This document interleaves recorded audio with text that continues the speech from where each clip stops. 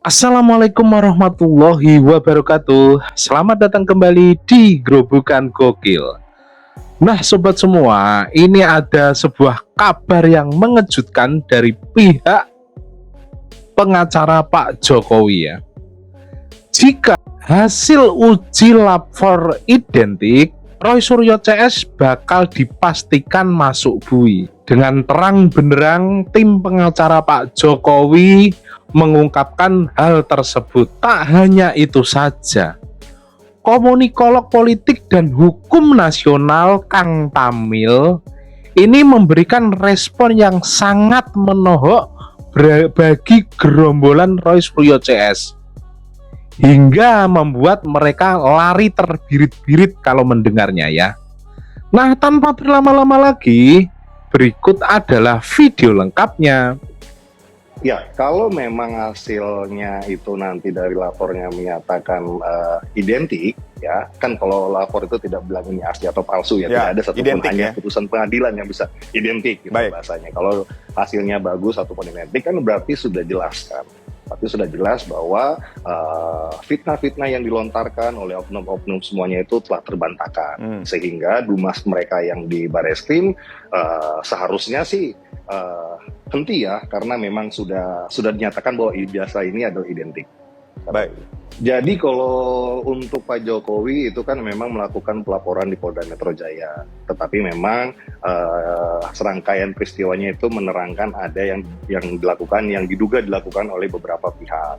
Kemudian terlapornya sendiri itu dalam lidik. Nah, terkait hasilnya itu akan menguatkan, saya rasa ya, akan menguatkan proses di sana bahwa ijazah yang diributkan selama ini palsu itu, ya kan, ini sudah melalui hasil lapor dan telah dinyatakan identik, dan itu mungkin akan mempermudah proses penyidikan yang di Polda Metro Jaya. Ketentuan yang dikecualikan di pasal 17. Ijazah, bahkan juga skripsi, itu adalah tidak termasuk pasal-pasal yang dikecualikan.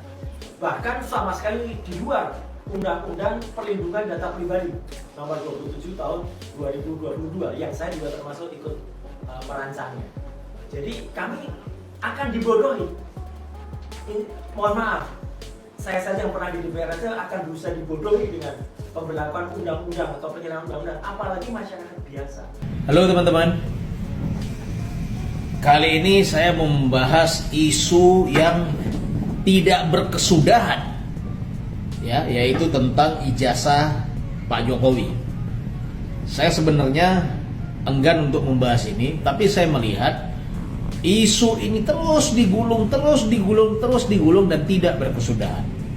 Kemudian yang menggelitik saya, isu ini bukan hanya menerpa kalangan umum yang awalnya ya menerpa kalangan elit-elit, lalu kemudian kalangan umum, tapi hari ini isu ini juga sudah menerpa kalangan-kalangan ahli hukum, ya, ahli hukum, dosen-dosen hukum, ya, yang sangat sedih saya melihatnya karena opini mereka ini pun tergiring, ya, opini mereka ini tergiring sehingga apa? Penalaran logika hukumnya menjadi hilang.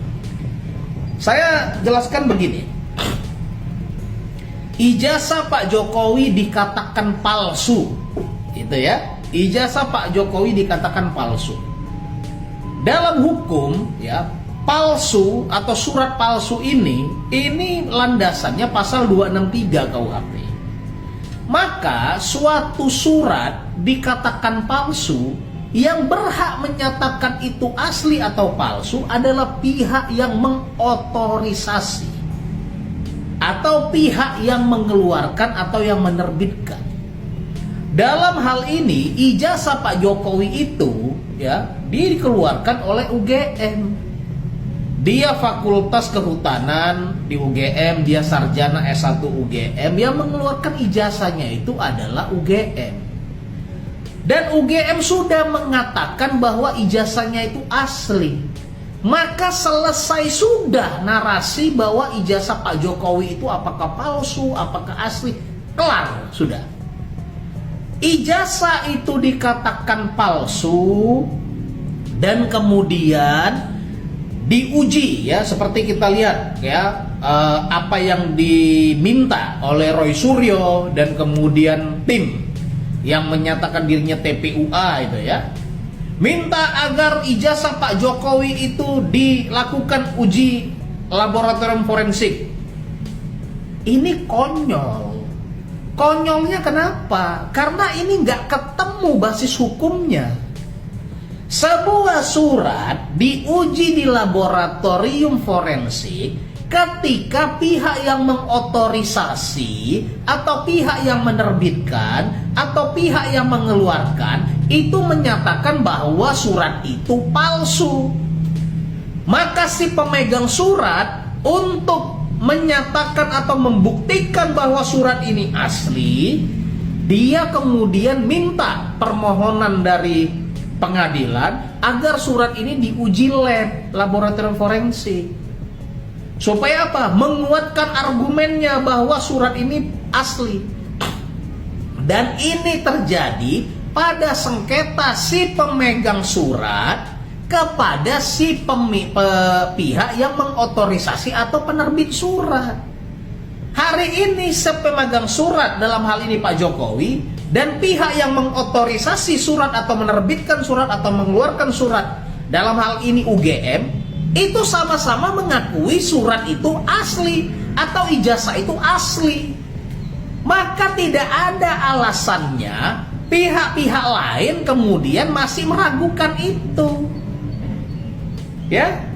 Dan kemudian saya katakan, tidak ada hak dari Polri, ya, tidak ada hak dari pengadilan untuk menyatakan surat itu asli atau palsu, karena yang memiliki hak hukum untuk menyatakan ijazah Pak Jokowi itu asli atau palsu adalah penerbitnya, yaitu UGM.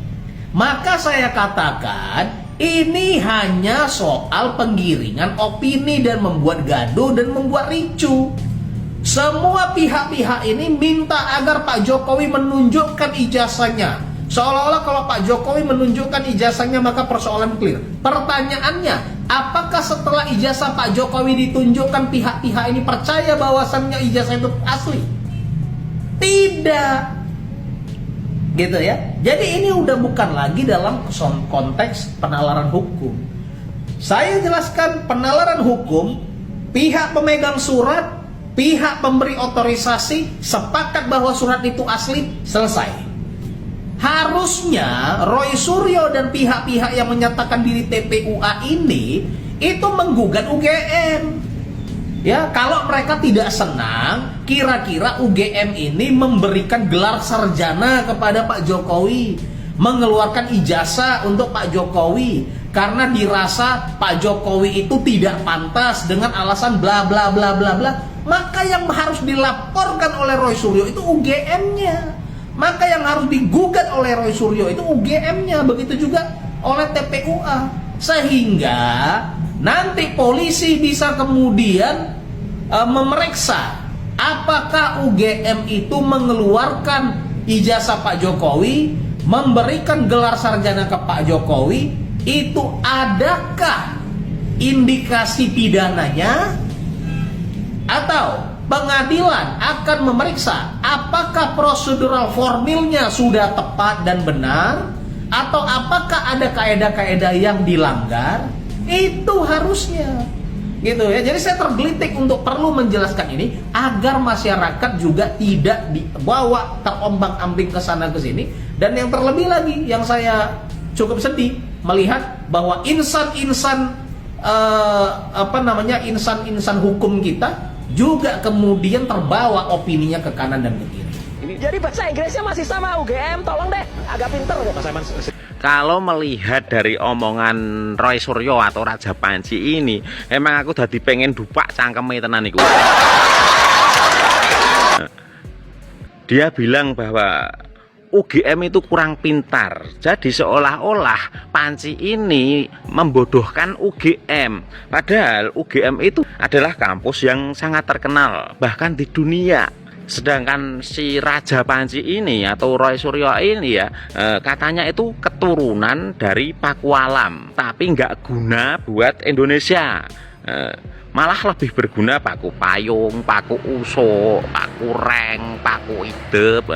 Itu malah bisa buat membangun rumah tuh daripada cangkeme Roy Suryo Raja Panci itu. Berarti emang benar ya kata Bang Heri Sweke kalau Roy Suryo itu seperti ini nih.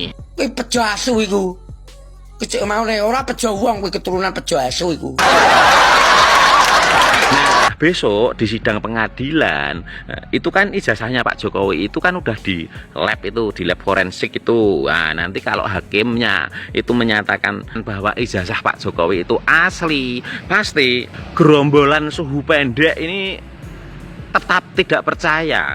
Walaupun mereka itu mau mengundang pakar di bidang forensik ijazah dari Amerika, dari Australia, ataupun dari Eropa. Kalau mereka bilang ijazah Pak Jokowi itu asli, mereka juga nggak akan percaya. Bahkan Panci itu belum pernah melihat ijazah Pak Jokowi sekalipun. Dan kapasitas Panci itu apa? Kok meminta Pak Jokowi buat nunjukin ijazahnya?